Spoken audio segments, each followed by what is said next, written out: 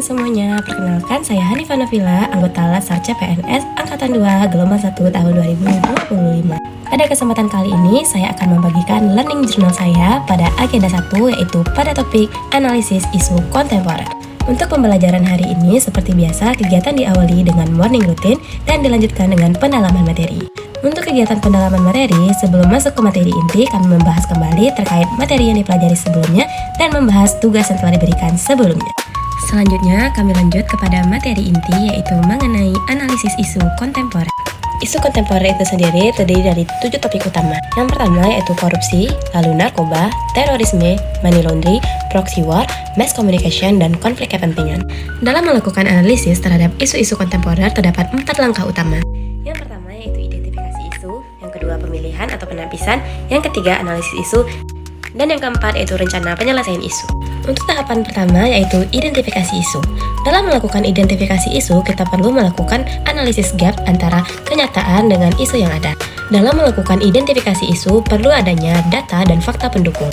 Langkah selanjutnya dilakukan pemilahan atau penapisan isu. Untuk penapisan dan pemilihan isu ini sendiri terdiri dari 2 macam metode. Metode pertama yaitu kita mengenalnya dengan APKL, dan metode kedua dikenal dengan USG.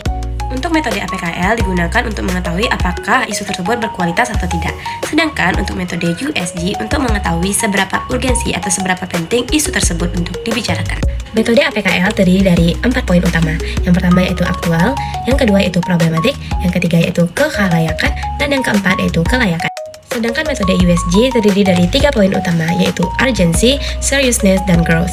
Dalam melakukan teknik penapisan isu menggunakan teknik USG dan teknik APKL, diperlukan adanya scoring terhadap isu yang ada.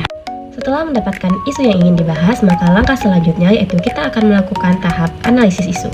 Untuk teknik analisis isu itu sendiri terdiri dari berbagai macam metode seperti fishbone, mind mapping, SWOT, dan lain sebagainya. Namun, pada kesempatan kali ini kami lebih berfokus menggunakan metode fishbone.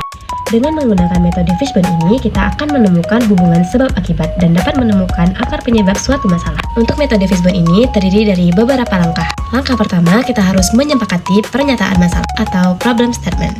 Langkah kedua, kita harus mengidentifikasi kategori-kategori yang ada. Kategori ini sendiri terdiri dari berbagai macam. Yang pertama ada kategori 6M, kategori 8P, dan kategori 5S, disesuaikan dengan kebutuhan analisis isu yang ada. Lalu langkah ketiga yaitu kita dapat mencari sebab-sebab potensial terjadinya isu tersebut. Dan kita dapat menentukan akar penyebab dari masalah.